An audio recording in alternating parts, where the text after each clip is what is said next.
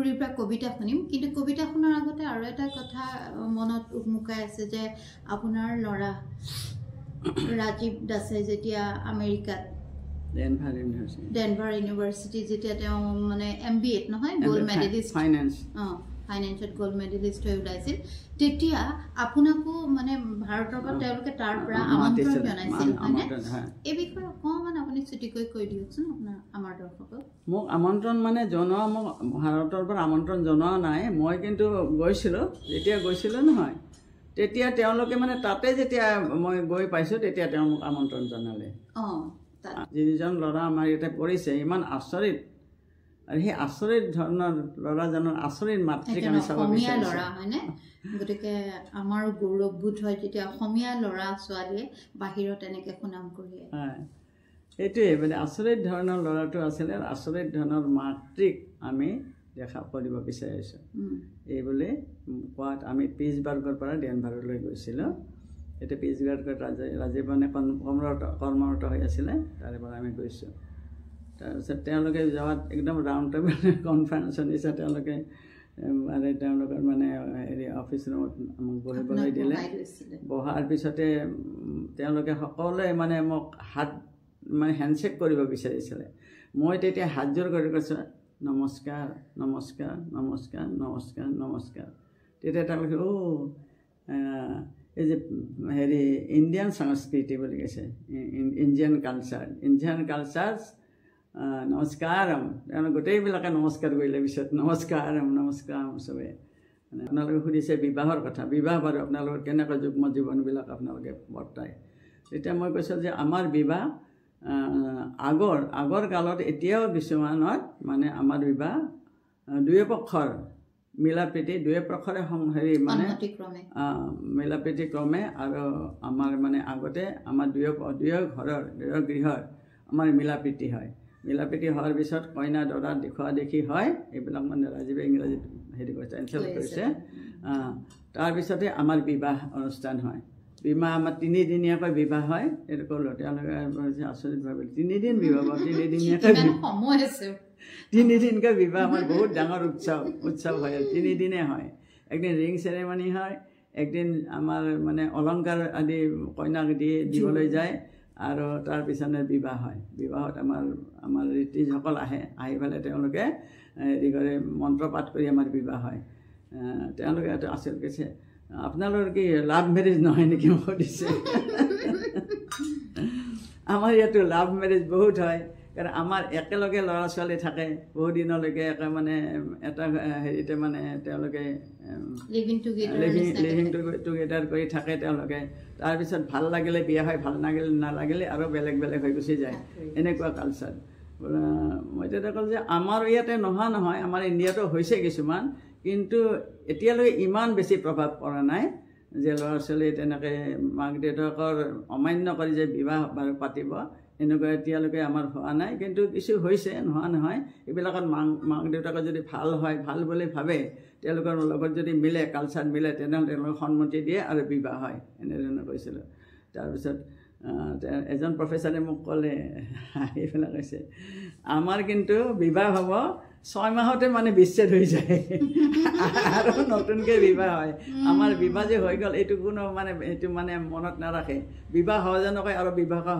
কৰাই আৰু বিবাহ হোৱাজনীকো লগত বিয়া হয় এনেকুৱা হয় বেলেগে আহি কিন্তু এজনে মোক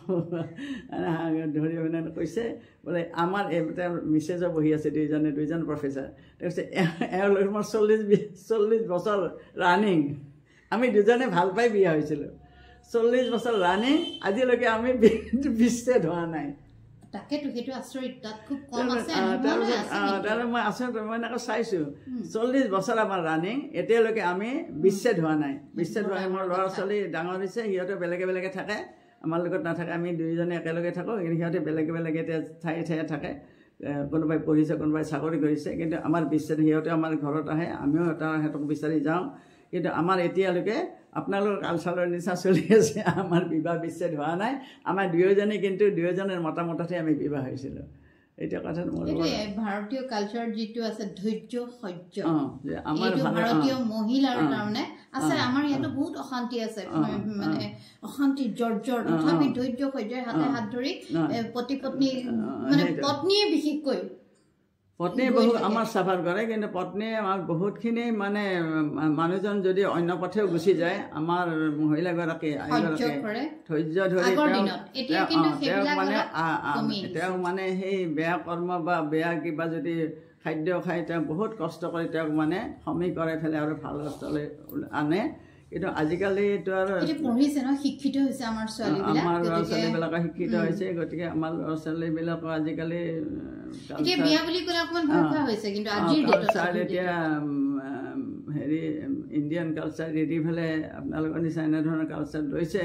ল'লেও আমাৰ এনেকৈ খুব সোনকালে বিবাহ বিচ্ছেদ নহয় বিবাহ ঠিকে থাকে তেওঁলোকৰ ঠিকে থাকে কিন্তু আমাৰ পৰিয়ালবিলাকে কেতিয়াবা মন কষ্ট পালেও পিছত আৰু তেওঁলোকে চম্ভালি লয় সেইটো হৈছে সেইটো আছে কিন্তু দেশে বিদেশে আজিকালিতো সমান হৈছে আমাৰ ইণ্ডিয়ান মানুহ আপোনালোকৰ দেশত আছে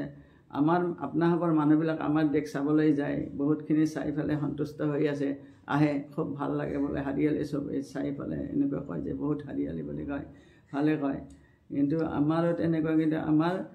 ঘৰুৱা এটা সম্বন্ধ আছে যে পিতৃ মাতৃৰ লগত ল'ৰা ছোৱালী আমাৰ সম্বন্ধ আছে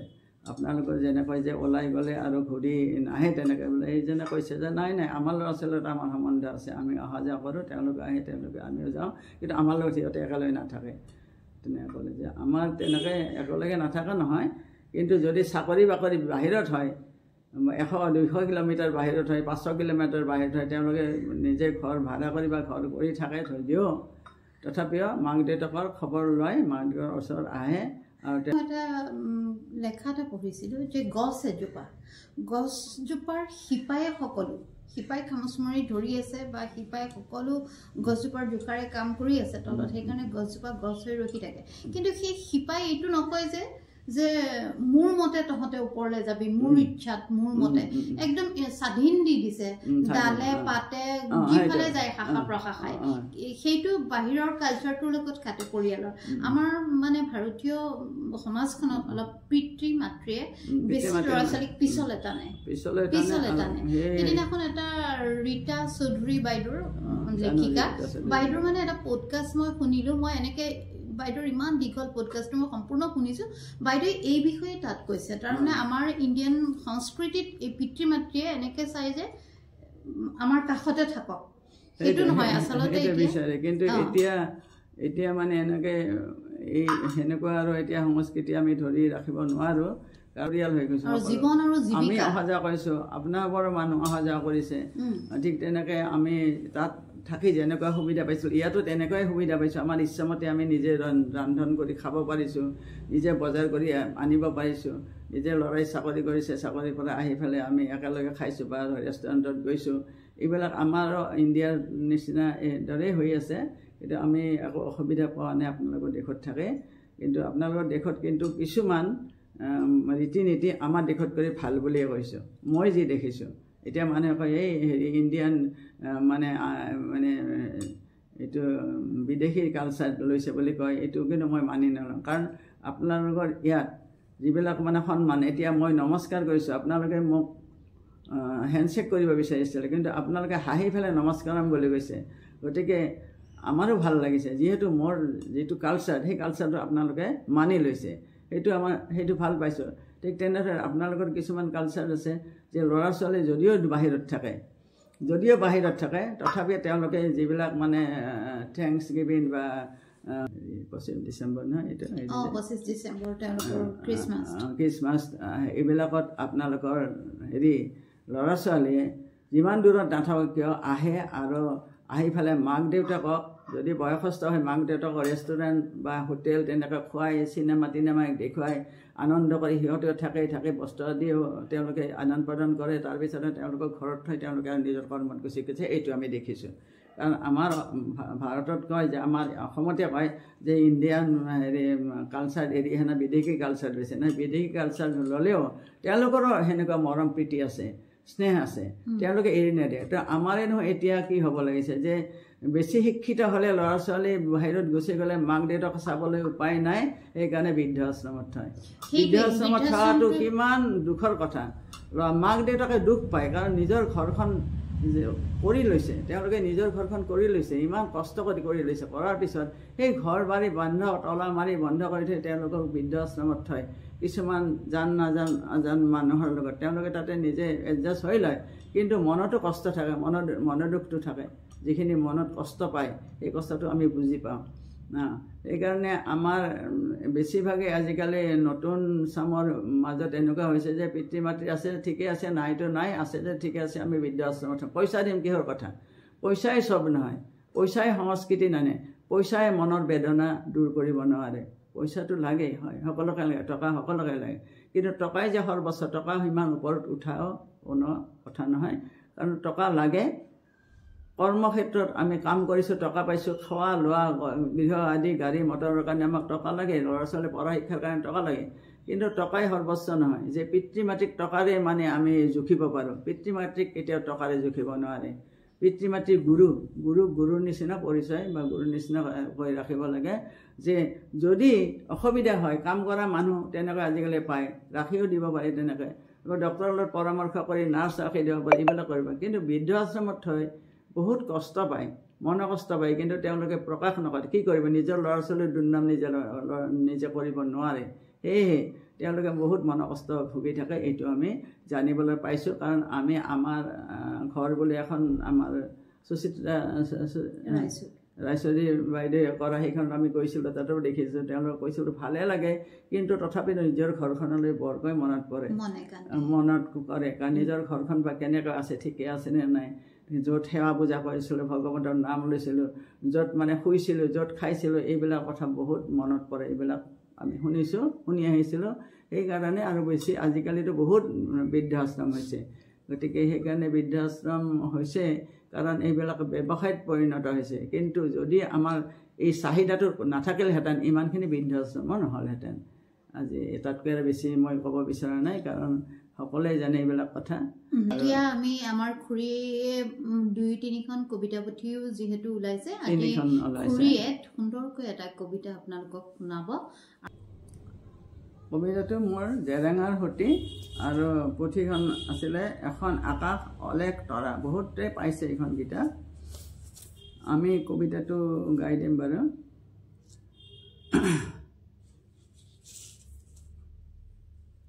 জেৰেঙাৰ সতি তুমি জয়মতী গদা পানীৰ স্নেহৰ জায়া নাৰী মৰ্যাদা সংস্কৃতিৰে ভৰা মন্দাকিনী হাতত গামে খাৰু ডিঙিত জনে বিৰি কাণত থুৰীয়া জুৰি ৰিহা মেখেলাৰ ভাজত অসমীয়া সংস্কৃতিৰ যুগন্তৰ স্মৃতি স্বৰ্গৰ মুকুতা মণি তীৰ বিৰিয়া চকু জুৰি অৰুণিৰে থকা মুখ দেহাৰ ভাজে ভাজে চাউডঙৰ তীব্ৰ আঘাত হে বীৰংগনা জননীৰ সুযোগ্য জীয়ৰী চকু পানী নুটুকিলা তুমি বীৰ প্ৰসৱিনী মাতৃ পূজাৰ অৰ্ঘা ভৰাই দিলা তোমাৰ তেজৰ ফাকুগুৰি পিন্ধালা জনমভূমিক তোমাৰ ত্যাগৰ ৰঙা ফট স্বামী ৰক্ষা দেশ ৰক্ষাৰ অমোঘ মন্ত্ৰ উচ্চাৰিত কৰি গুচি গলা ধৰাত কিৰিটি ৰাখি আজি জয়া নাই আছে মাথ বীৰংগনা নাৰীৰ সতীত্বৰ চানেকি হে বীৰংগনা যুগে যুগে আহিবা তুমি নাৰী হৃদয় গণত জগাই তুলিবা স্বদেশ প্ৰেমৰ যাওতি যুগীয় অমৰ কাহিনী নাৰীৰ হৃদয় কণত জগাই তুলিবা স্বদেশ প্ৰেমৰ যাওতি যুগীয়া অমৰ কাহিনী ধন্যবাদ